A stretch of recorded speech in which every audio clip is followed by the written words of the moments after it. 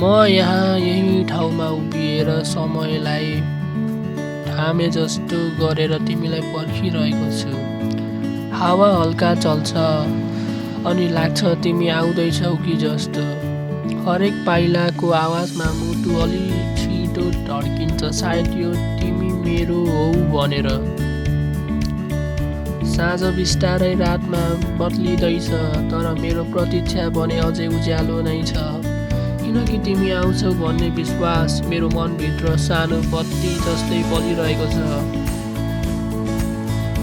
आज फेरि म यही छु, उही ठाउँ, उही बाटो, उही कुर्नु। तर फरक के छ भने पहिलो तिमी आउने आशा हुन्थ्यो, अहिले त तिमी नआउने डर मात्र छ।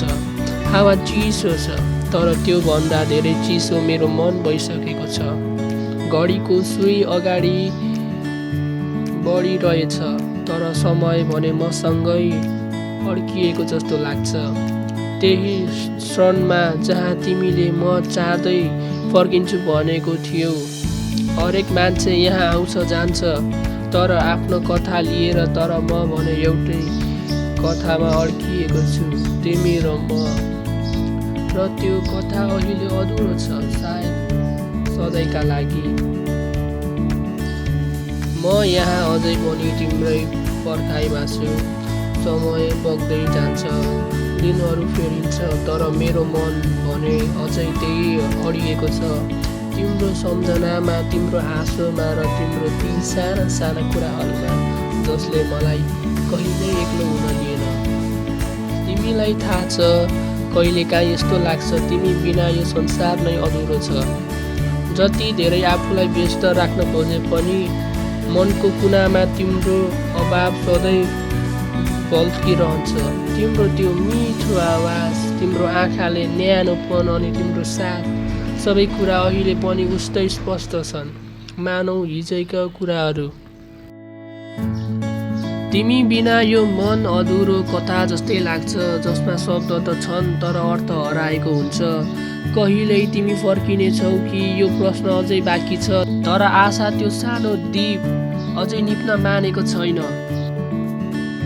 समय त बित्दै गयो, तर सम्झनाहरू अड्किए उही तिम्रो हाँसोमा, गुजनमा, तिम्रो नामको मिठो धुनमा। रातहरू अब लामो हुन्छन्, निन्द्रा आउँदैन, सपना हराउँछन्, आँखा बन्द गर्दा पनि तिम्रै अनुहार देखिन्छ। तिमीले छोडेको त्यो खाली ठाउँ कसैले भन्न सकेनन्, र सायद कहिल्यै भन्न पनि सक्दैन, किनकि त्यो ठाउँ तिमीले होइन, मेरो सारा संसारले ओगटेको थियो। म अझै पनि तिम्रो म्यासेज पर्खिन्छु, थाहा छ नआउने हो, तर पनि हरेक नोटिफिकेसनमा मन एकछिन बाँच्न खोज्छ अनि फेरि मर्छ। रातहरू त झन् निन्द्रै छन्, तिम्रा यादहरू लिएर आउँछन् र मेरा आँखाबाट निन्द्रा होइन आँसु बगाउँछन्। कतिचोटि आफैलाई सम्झाए भुल्नुपर्छ, अब अघि बढ्नुपर्छ, तर मुटुले कहिल्यै मानेन, किनकि त्यसले तिमीलाई छोड्नै सकेन। तिमीलाई थाहा छ, म अझै पनि त्यही छु जहाँ तिमीले मलाई अन्तिम पटक छोड्यौ। त्यो ठाउँ, त्यो सबै शब्दहरू अझै पनि मसँगै बाँचेको छ।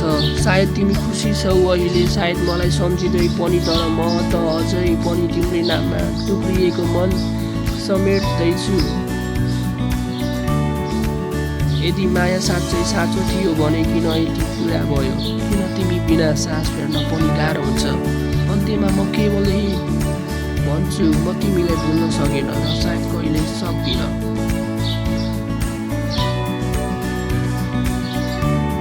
किनकि केही मायाहरू पुरा हुनका लागि होइन, टुटेर जीवनभर रुनका लागि बनेका हुन्छन्।